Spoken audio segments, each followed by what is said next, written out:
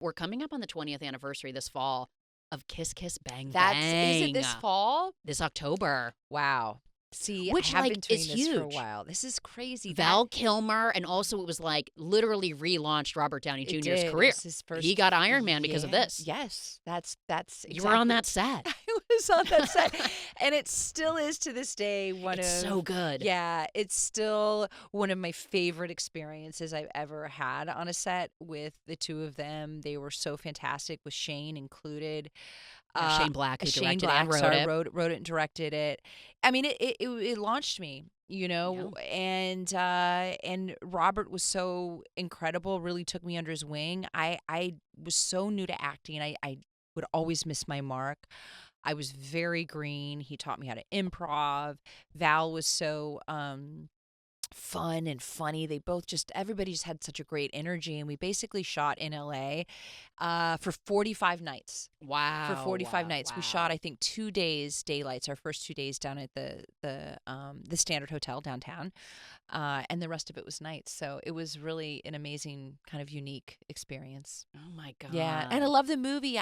No, it's so I good. hadn't seen it for so long, and then about 2 years ago I decided to watch it by myself, which sounds weird, but it was sort of like I needed to prep myself for something, and there was something in the movie that I wanted to look at.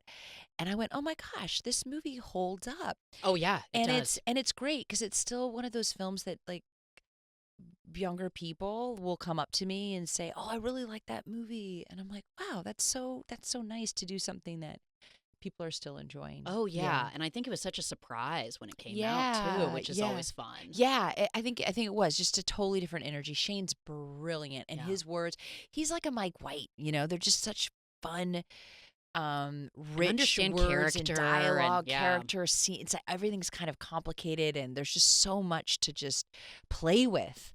And it's funny, I kind of went away from comedy for a while, and then really said in my brain, after a couple of the fewer projects in early 2020s, I was like, "Oh, I really want to do comedy again." And it was great. And Bad Monkey came around, and then did White Lotus, and it really just kind of took me back to those earlier years of my career, which were so informative for me. Oh, and sure. That I learned so much. I was like, "Oh, wow, that's a muscle that I hadn't flexed for a while."